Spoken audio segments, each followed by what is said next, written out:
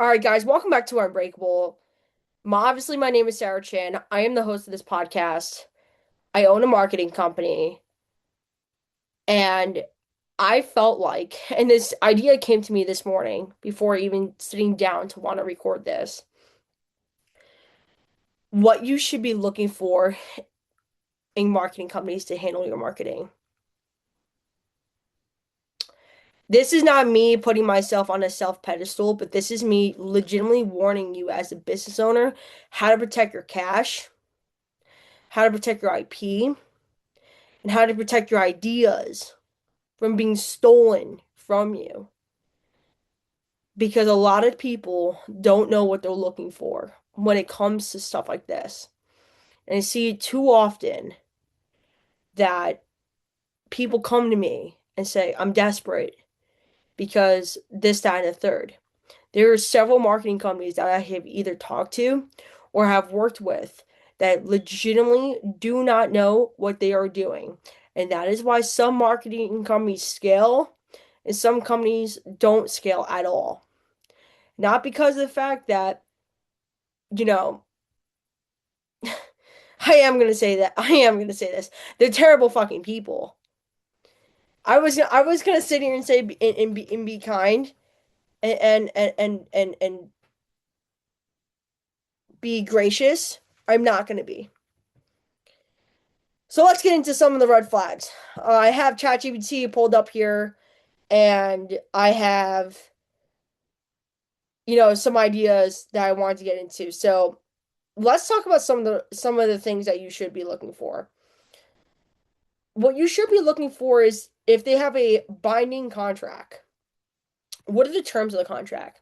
Normally, things of the contract are going to be as simple as an opening statement, deliverables, timeline, investment amount, time investment amount, which is potentially a payment plan or on a retainer model, and then the IP section and the um it's going to be signatures. Okay, so let's just say if you and your partner are potentially signing the contract, it's going to be both of your guys' names, but you have to specify that to the marketing company who in which you want to onboard. Now, if it was somebody like myself, you'd be signing the contract with me. Okay, so just keep that in mind. Those are the five sections I would seriously look for. Now, when it comes to the IP section, please be very careful. The IP that you own is extremely valuable because what most people are not going to tell you is that your IP is actually worth something. If you go to talk to any IP lawyer, which is in IP stands for intellectual property, if you go to talk to any IP lawyer, they're going to tell you to either get something trademarked or they're going to tell you to actually have it tied to your LLC. Okay. I talked to a couple of them, so that's why I'm telling you this. IP lawyers are there to legitimately make sure any piece of content that you put out, any logo, any type of soundbite you put out is completely protected under your brand. Okay. So, number one, have an IP lawyer and have a really, really good one that knows your local laws very, very well. And on top of that, have an IP lawyer that you can call in case that if a marketing company wants to take your IP away from you because they say that they own it, which they don't, now you have a case for a lawsuit. The another red flag I would say is if a marketing company is going to tell you something along the lines like they won't say it straight to your face, and they're slick about this. They'll give it in your contract, and this is why you guys need to have really, really, really either good lawyers or you need to read the contract very thoroughly. Sometimes when it comes to your domain and your IP, they are actually legally entitled to it because of the fact that they're saying that your IP is under their property, that they're the owners of that. So I've heard many prospects come to me, at least five, since the beginning of 2026, come to me and say, I can't work with you because my IP is owned by other marketing companies that I hired. Not only is that the dumbest fucking thing that you guys can possibly do for yourselves, you guys need to read contracts more carefully. This isn't something that you guys can play around with. Like IP is very serious, and if you don't own it, you don't have a business. Technically, if they are allowed, if the portion of the contract states that they own it, technically, you're they could just take it from you. Anything that they create for you is not yours, and you're not going to get it back because that's the terms in which you agreed upon. Okay, so please be very, very careful on what kind of contract you sign. Okay, these are some red flag things that you're going to hear easily every single day if you're talking to a marketing person. Number one, they're going to say, we help you scale. Number two, optimize your brand. Number three, we drive growth. You know who else can drive growth? You. If you know what you're looking for, which we'll get into further on in the episode. They hired around this uh, uh, ideology that they're going to help you drive the brand. They're going to help you drive the this. You're going to help you drive that. But if they can't give you specific modalities on how they're going to do it, I would stay away from that person. Okay? No clear ownership of outcomes, like no specific results. They should have a range. Okay? Each person is obviously different. Okay? Contingent on, where you are in your business, your ad spend, your ability to dish out funds, your clarity on your ICP. It's very contingent on different things, okay? But those are some just examples that it might not go the way you want to. However, the marketing company who you're interviewing should be able to legitimately prove that they've gotten this result in the past because when you ask for their portfolio of work, in which you should be asking for, when you ask for it, guess what? They should be able to prove it. They should tell you on average what you've got, where their testimonials are, because mine are posted on Google. Like if you guys want to go research my company, type in SRQ copywriting into Google, and my company comes right up on Google. Okay, my testimonials are posted on Google. My entire portfolio is in Google Drive. If they can't give you that, guess what? They're scamming you already. So there are specific criteria that we will get into that you should be asking for, but that is very important. Clear ownership on outcomes, provable metrics, conversion responsibility, and revenue impact. Those are simple things, okay? If they avoid statistics like the plague, get off the call. They should, anybody that knows what they're doing and has provable metrics, number one, doesn't stutter about the numbers because they know it like the back of their hand. And two, they know that there are ROIs that they have seen that they can legitimately give you a range. And sometimes I've had clients make 4 new clients in, I don't know, a month, and I've had some that have taken maybe 2, right? But like I said, everyone's a little bit different. Not everybody's oranges and apples. Some are, pears, whatever. You guys get my analogy. But if they don't know their numbers, do not hire these people. They should know it and they should actually be able to prove it. Okay?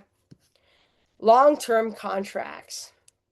Fellas, ladies, listen. Listen carefully. If it's longer than 90 days, red flag. Okay? Longer than 90 days, red flag. You're telling me that a system doesn't work in 90 days? Mine has the average of 45, but it should work in 90.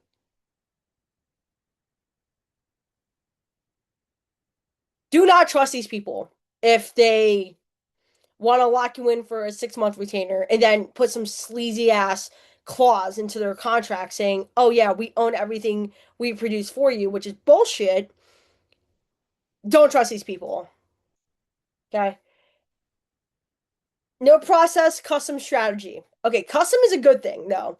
Custom is good because everyone's situation is not the same. I know that because of experience.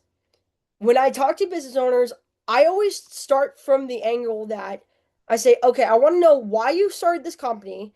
I want to know who you are. I want to know what your goals are and where you are right now, what is the big bottlenecks or pain points in your business that are limiting your growth that you think are the problem? Okay. Based off what I hear, I can ask a panel of questions to get to the exact root of the problem. Okay. It's called qualified questions, right? So anybody who's in sales knows that term very well. Qualified questions. But there is things on customization that will not work for everybody. That's why for me, yes, I have a proprietary system, but based on how you make money is different. For example, the way that I would work with an SMMA and consulting an SMMA on my strategy would be different than, say, working with an independent coach who is coaching dads or coaching moms on fertility or whatever, right? Different things, right? So you can't have a one size fit all system. There's the stock system that you have, but it is not the same as, say, I do it for everybody just like this and everybody has the same results. No, it's impossible. Okay, so to go back to say that custom is a coquette, custom is fine. Okay, however, if they can't show you the legitimate outline of how they're going to build off of it with you in your specific situation, red flag. They overemphasize deliverables. Post 5 times a day, send 3 emails. That's a crock of shit. Okay. Overemphasizing deliverables. I don't write email sequences without knowing what your customer journey even looks like. That's why my sales cycle now has gotten a lot longer. Not only have I realized that some of the bigger businesses have different longer sales cycles, which require um, a different nurturing sequence, but also at the same time, every business that is it's not the same. Okay, so some solo entrepreneur would not be different as a team that's worth of 5, maybe 10 people, right? So different areas of your business. The same system that works for a solopreneur is not going to work for the person that's got a team of 5 or a team of 10. Okay, so I'm overemphasizing deliverables is not a fucking good thing. They don't challenge you. If they agree with everything you say, red flag. I have told at least 10 out of the 20 plus clients I've had in 2 years that they need to bump that price because I think they're priced too low for what it's worth, right? So when I go in, I don't launch anything if I think the offer is broken. That's why I ask within my first initial consultation of which the client is onboarded and a contract is signed. I always have a 90-minute consultation. I go over who the person is, why they do what they do, who is the direct ICP, and I mean it, detailed, age, sex, gender, where they live, what do they look like. I put them through a manifestation uh process because now I have an understanding of how they're going to think, which is super important. We'll get into that. How they think, how they view the world, what they need, what they want, and how to get there, right? That's basically buyer psychology. Understanding where their client is in the world, okay? If they do not understand your positioning, your audience, and or your offer, guess what?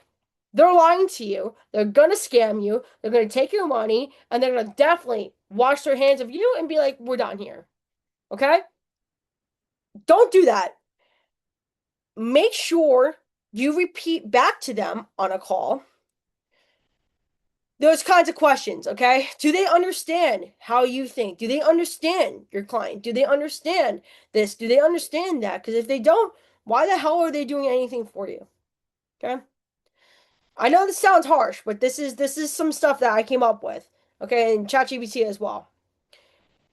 Number 8, no questions about your sales process. Going back to this nurture sequences, okay? If they do not understand the life cycle of your sales process, they're fucking lying to you. They're trying to close the fucking deal as fast as they humanly can because they want the money. Most marketing companies are actually very fucking broke. Most of them are. I'd say even I would go as far to say as like at least 50% are fucking broke and they don't know what they're doing. So if they don't even understand how your sales process is, like if like someone's sales process for a $3,000 program could be about 4 weeks. Okay.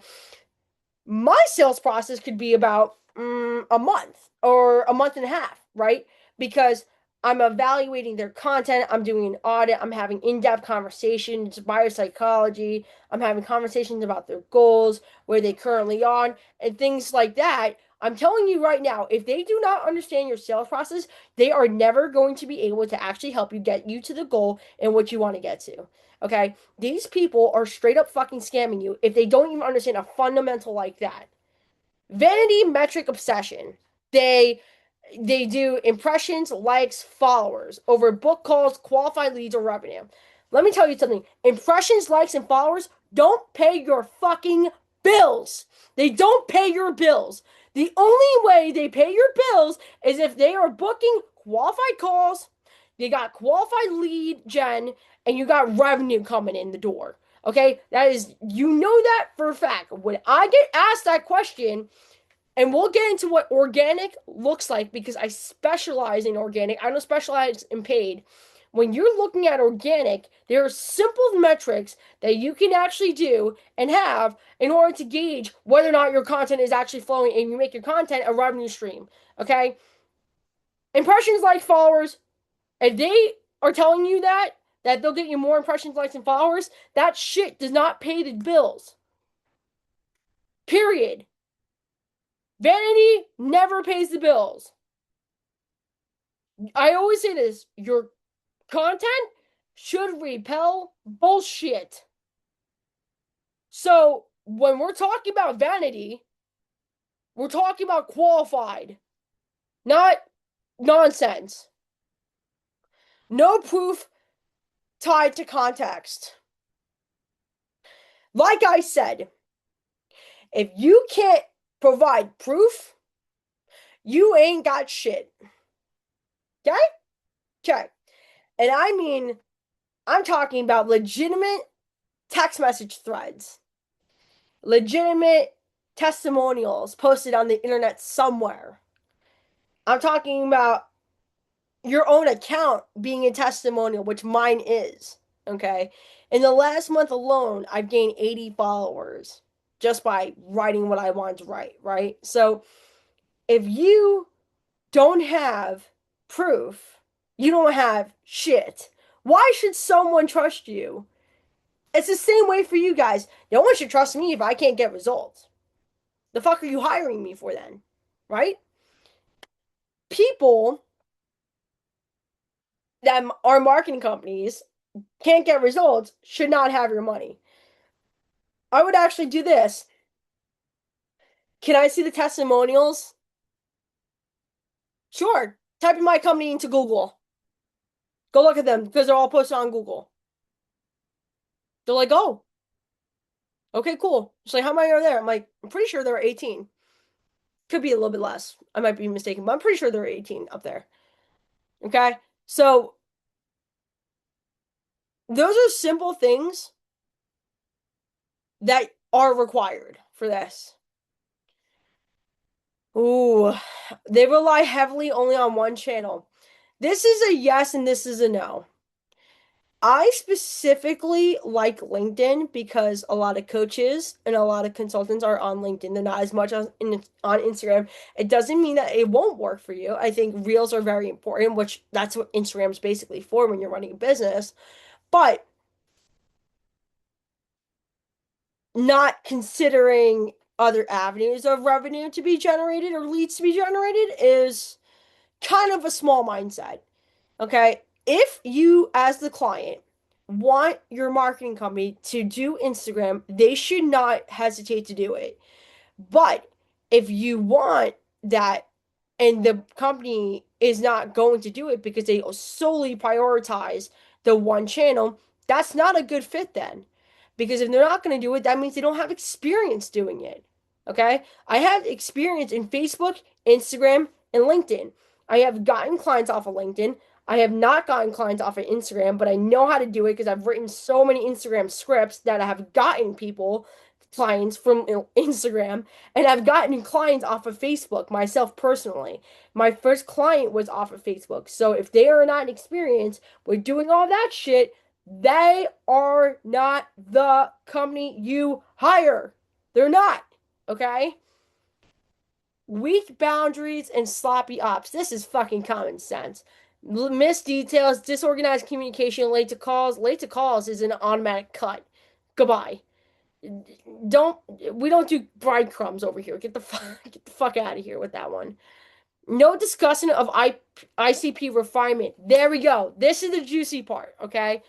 They do not push on who you're targeting, whether the market is actually viable. I have legitimately told clients that I do not think that there is a market for this. And I could be completely wrong, but I'm giving you my brutal honesty. And they are not willing to be brutally honest with you. They are not the right company. Along with them not being able to refine your ICP. Now, your ICP, like I said, this is what I do very differently than a lot of other people. I sit my clients down in a 90-minute exercise. But most companies I know do not do that. One, because they're afraid of taking up the client's time, but which is necessary to really understand who the client's after. But also at the same time, most people don't want to sit there and dismantle the person's client. Sometimes the client that they want is not bringing them revenue because they're broke. So that means they need you as the marketer, or if, when you're hiring a marketing team, you need to either listen to how they would change your ICP, and if they don't want to go up against you and challenge you, guess what? Maybe they're not the right fit, guys. It's okay though. Not every single marketing company is supposed to be the best fit for you guys. So, putting that out there. Uh, they promise speed or infrastructure. Most companies want it almost instant gratification. Most of them do. There is no such thing as instant gratification in business, no matter what fucking field you're in. If you're in marketing, if you're in coaching, consulting, infrastructure, tech, SaaS, whatever it is, there is no instant gratification. So why do you think your marketing is going to be any different? The best brands are not built in overnight. I'm sorry. The best brands are built in 5, 10 years. So you're gonna have to learn how to endure pain. Okay? If you're not willing to endure pain and they're trying to promise you that they're gonna have it to you instantly, these fucking people don't know what the hell they're talking about. For real. If you leave the call confused, not clear, okay? Do you understand the plan? Do you see how it connects to revenue? If not, walk. Pretty simple. If they can't explain it to you in a way that you understand, ask them to either reword it so you do understand, or if they're not marketing people in general, they might not ever understand. Okay? It's what it is. Okay? Let's get into what you should be looking for versus what you're not looking for. Okay? I really try to emphasize this. Clarity, composure, consistency, and continuity. Okay? All those things make great marketing companies. If they're able to expressively tell you what it is that they do so well, I I know in my company I only specialize in copywriting. I won't do graphic design. I won't host domains. I won't do any of that shit. No. If you want me to do any of that outside the scope of what I told you in a proposal, that's not going to happen because that's not the terms that I agreed upon. Okay, on behalf of my agency. So, you know, be super specific about what it is that you want versus what it is that you don't want. But those are the three things that four, sorry, four things that I would really would say. uh that everybody needs to look out for. Now, when it comes to, I said something, I wrote another thing down. Let's get into lead flow. Okay. Lead flow is important because your leads, when you have them coming in, they're oxygen, that I like to call in a business, obviously, right? Every business needs leads, of course. How do you get leads that are qualified without paying for ads? This is how. If you are on LinkedIn and you do not have LinkedIn Premium, please do not be cheap and just buy it. Even if you don't want Sales Navigator, which comes with a business plan on LinkedIn, if you want to get LinkedIn Premium, just the career one, which is what I actually have, by the way, I don't have Navigator. If you want to do that, get that instead. Why? Because LinkedIn Premium, there are two things that are actually shown on LinkedIn when you're on your home feed. When you look, especially if you're on a desktop, if you look to the left of your screen on your laptop, it's going to have two things: profile views and post impressions. Okay. What you want is the profile views. With LinkedIn Premium, you can see everybody looking at you in the last 90 days. Or you can change the setting and do 14 days, 28 days, whatever it is that you'd prefer, okay? And they do it by week, okay? So they do it in a batch of 7 days. So when you're looking for those things, you are going to see who sees you, which is a great indication whether or not they might be somebody that's interested in what you have to say or how they found you. Now, if you have somebody looking at your profile that kind of matches your ICP and who you're after, and if you don't reach out to them and you don't try to get them on a call to at least bare minimum introduce yourself, you're the only one who's failing yourself. Because smart people track all of that. That's what organic inbound leads look like. Your inbound leads are profile views. Okay. That is the top creme de la creme info that you need to see whether or not they're looking at you or not for a good reason. Okay.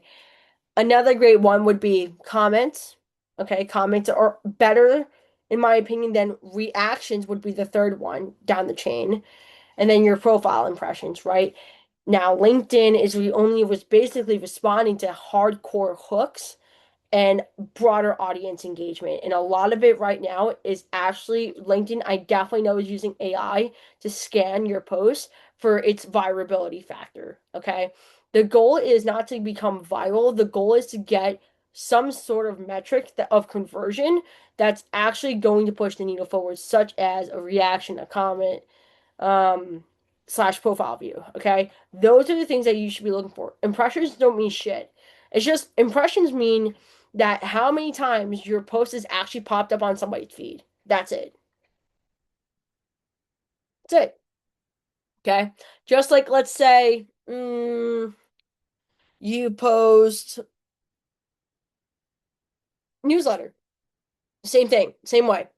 Now, newsletters on LinkedIn are different because LinkedIn does send out emails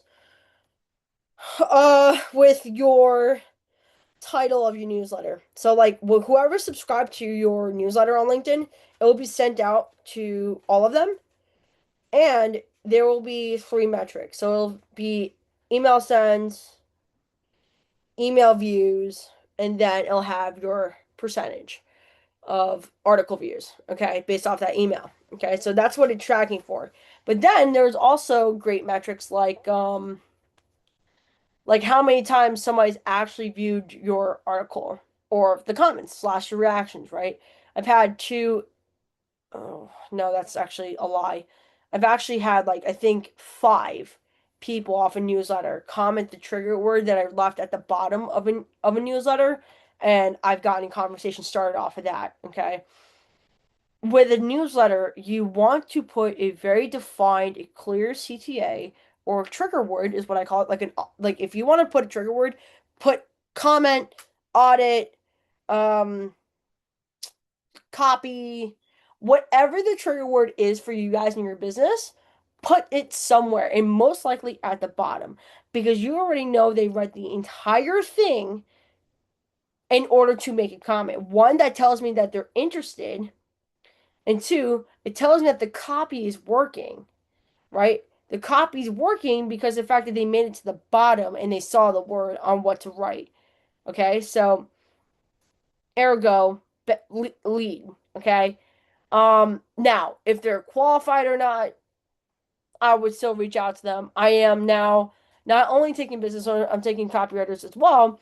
Different, little bit of a scenario difference, but if you want, say, somebody to be a high individual person, and if you're not sure about how to start a conversation or if the conversation is even worth starting, and you don't know this person, go look at their profile.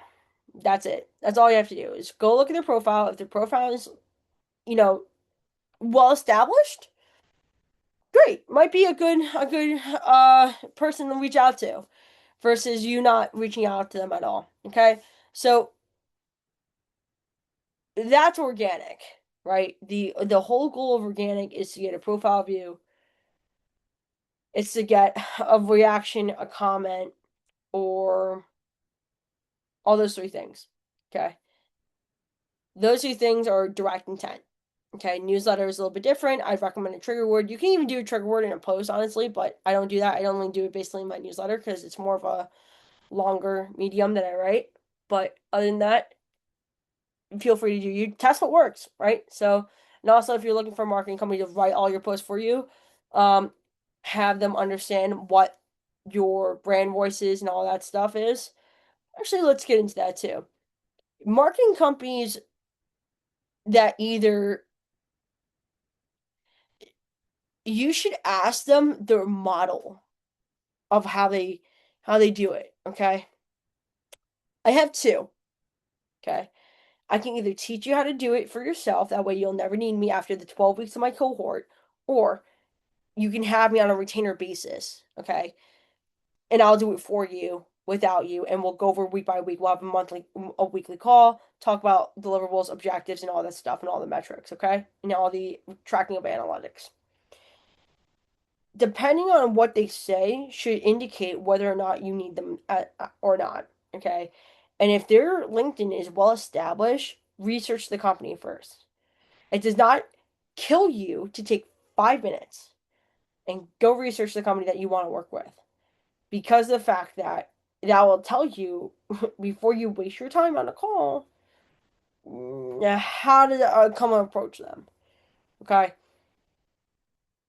All that to say is basically when you are talking to these people, understand how they do their processing, what is different about theirs that would fit the needs of your business better than, say, I don't like this word competition, say other companies that are out there, okay?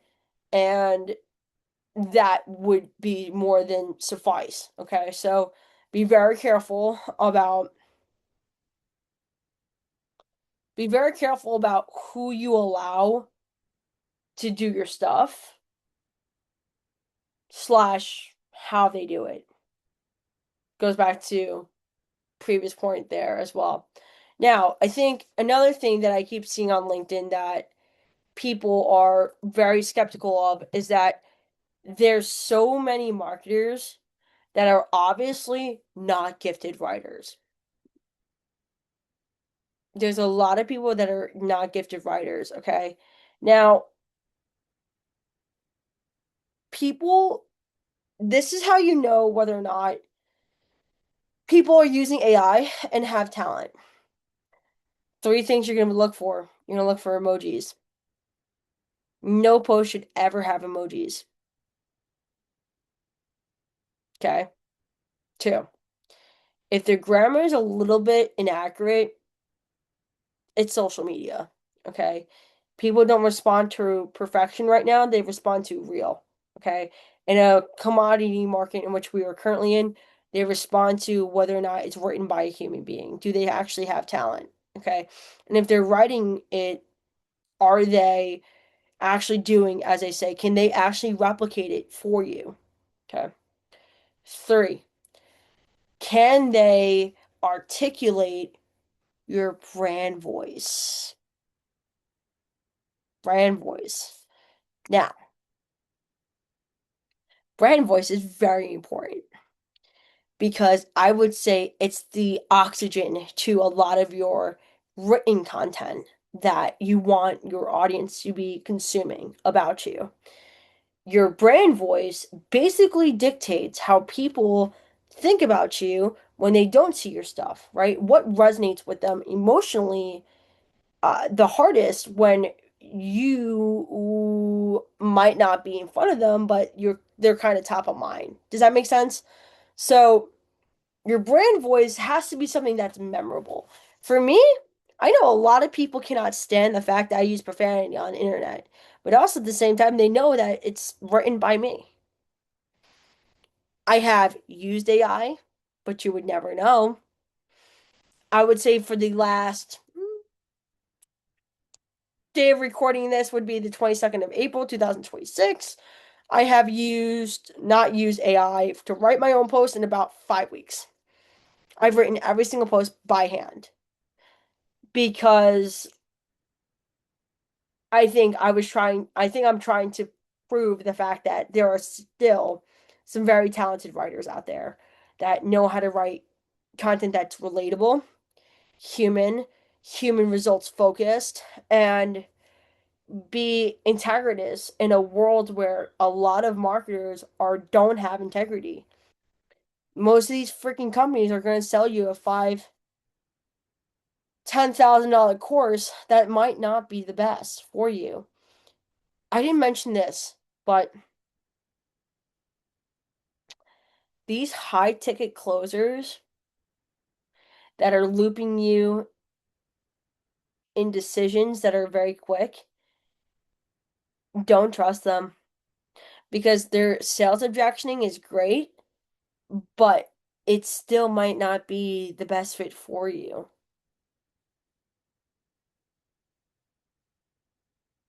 Okay? It may not be the best fit for you. So don't like if you need to leave off the call, go. Because if you can't afford something, you just can't afford something. It is what it is, right? So don't make people make you feel like embarrassed or um shamed because you can't afford something. You need the help, but they're really there to understand the premises of your questions and sell you something versus understand where you're coming from, seeing if it's a solution that might work for you in your business versus the first option, which is terrible. Okay. Do not ever feel forced to do something that you don't want to necessarily do or do not have the finances to do it. That is why a lot of businesses go out of business is because they don't understand that yeah, you marketing is the lifeline to your business, but also at the same time, if you can't afford a marketing company, at least pay someone to give you a system that's going to work for you for the first couple years versus, you you hiring a company retainer style to do it for you. Okay. Even then, I think if you can't articulate, even when you're trying to potentially get somebody to do it on their own or on a retainer model, if you can't articulate what it is that you want, please pause and rethink of how you want to communicate that because most marketing companies might get this wrong. And I'm not saying they're innocent, and I'm not blaming you, but just hear me out what I have to say here. Sometimes you get it wrong is because you don't know how to articulate it. And I'm not saying you're stupid.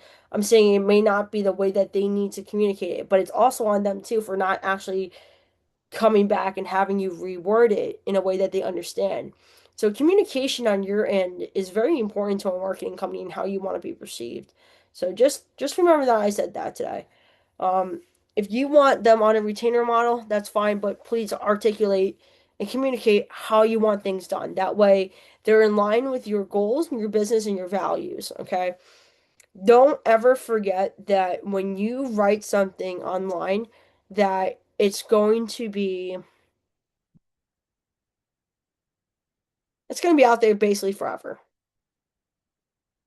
They'll pull a post, they'll pull a comment that you made. Don't ever forget that that's the legacy that you have. So if it's not written the way you want to, please specify that it's not the way you want it.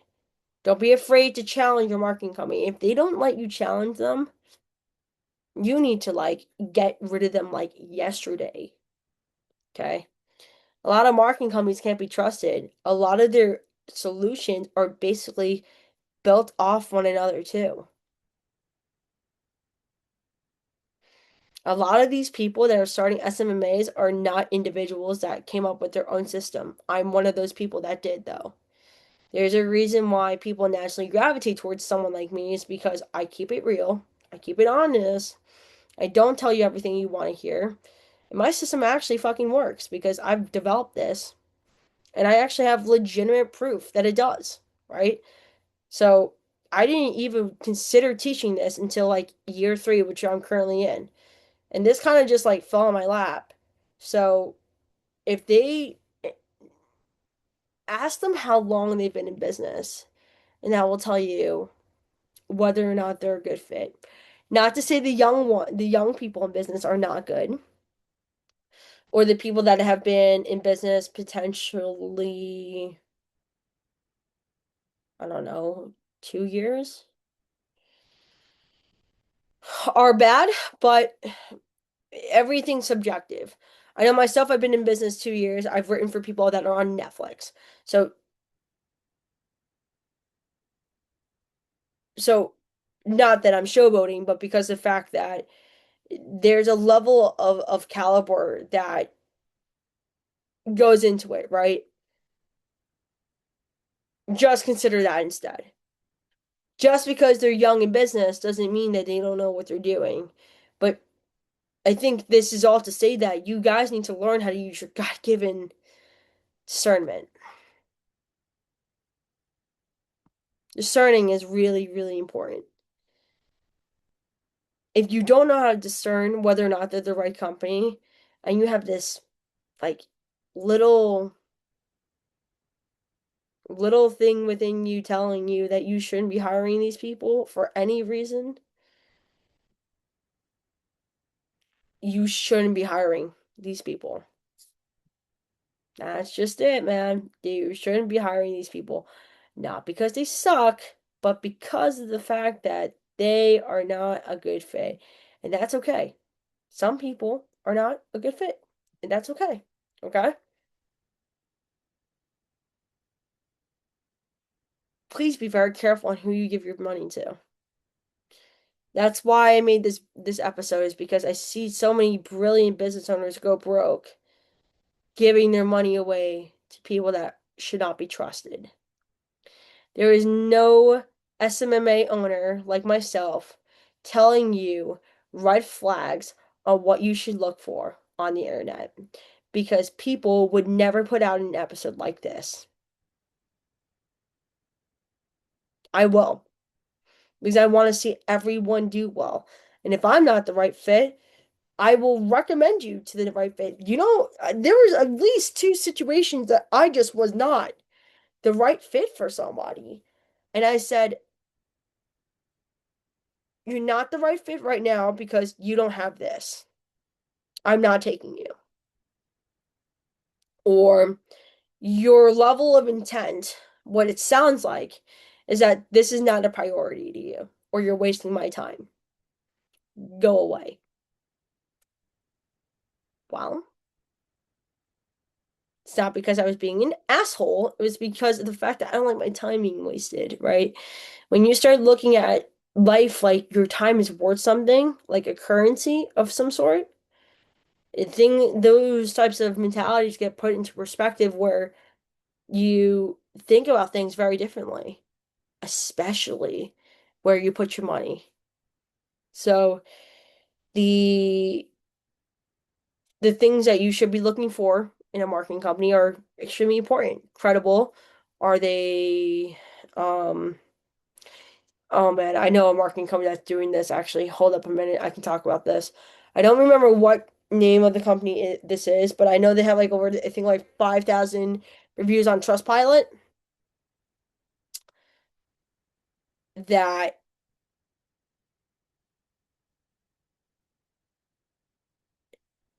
oh no, hold up. Yeah, I think it's like 5,000 reviews on Trustpilot if I'm not sure. That they almost have all 5 stars. Now, they could just have um really good, a really good product. Or they could have um they could have people writing fake reviews. That's a thing. Fake reviews. So, how do you discern what's real and what's not? I think the best way that you discern is say, okay, you want to get on a call with these people? Okay, totally fine. Get on a call with them and they say they have X amount of reviews. If they bring that up to like a value boost for themselves, they bring it up and say, okay, cool. I'm gonna go look at them. If their reviews are almost consistently all the same, that's a red flag. And its style in which they're written. If they're somewhat similar, red flag. People, I know this as a writer, people write very differently. It's human psychology. We all don't think the same, right? Especially when we're about to eloquently articulate something, okay? So when someone's writing potentially a review, yes, there's a grammatical formulation in which you have to write something to make it have logical sense. However, some people, like myself, think 15 times faster than I can actually talk. So sometimes it may not be like the same. So use your discernment to see whether or not it's the same. A lot of marketing companies are just charging way too much that I see this going on. So, and I tell my mentees this too, because I'm mentoring now as well. If you do work and I'm mentoring you and you fuck up on a job and you don't apologize or refund the person, I'm like, I will drop you.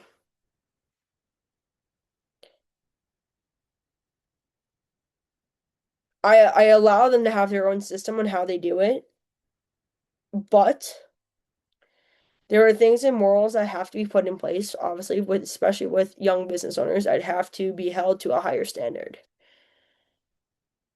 And when it comes to that, sometimes they need somebody to guide them in order to be of integrity. I've seen a lot of companies that have terrible founders get rich very quickly. Goes to show that, not everything is as it seems. I wanted to make this episode, and this is a quick episode. I wanted to make this episode because I genuinely care about all of you, about who's going to watch this, what you guys should be looking for. And if you guys have um any questions privately, I will link my cell phone slash WhatsApp number along with my LinkedIn and Instagram handles to the description. That way you can DM me or call me or text me. That way you can ask because There's a lot of them that they cannot be trusted. I know for myself, I actually have a clause within my contract now that says I, owner of SRQ Copywriting, am not entitled to any of your existing IP or IP therefore made after signage of contract and the date. Why did I put that there? Because one, I'm not egotistical and it has nothing to do with me. It has everything to do with the client and their success and their goals. But also at the same time is that what they can lower their guard. That I'm not here to screw you. I'm genuinely here as a business owner to make sure that we work effectively together, but we get you faster to your goals. A lot of SMMAs will keep your IP hostage, guys. Do not let that happen. Please, please read your contracts. If you're working with, yeah, SMMAs, please read their contract. Please review, please even do your research about them before you get on a call. Please, talk to someone who's used a very good marketing company and trusted by them, and got great results. Okay?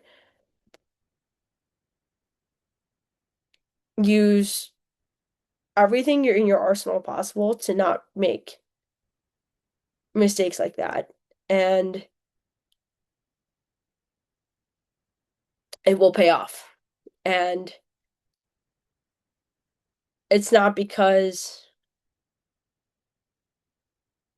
I want you to trust me, it's because of the fact that I care so much about your success and the hard-earned cash that you've made that I don't want it see being seen like I don't want it to see go down the toilet. I mean, to build a business is very fucking hard, as we all know, but to watch your money go out the door is even harder. I've seen marketing companies that are just the real bottleneck is just CEO, the team, and they don't know what they're doing. I think I've seen a lot more than I probably should in the last 2 years of a lot of people trying to scam. The one company I legitimately said we're done working together because you're trying to learn my system, and on top of that, you are scamming people out here because you definitely don't know what you're doing. And he would make excuses for his team because they're offshore in another country that he would basically blend his business to other people's. And I'm like, no, that's not how this works. This isn't the other country that you come from. This is the United States. So take that into consideration. I hope this is helpful. And I'll see you in the next one. And if you guys need me, all my info will be down in the description. And I hope to hear from you guys.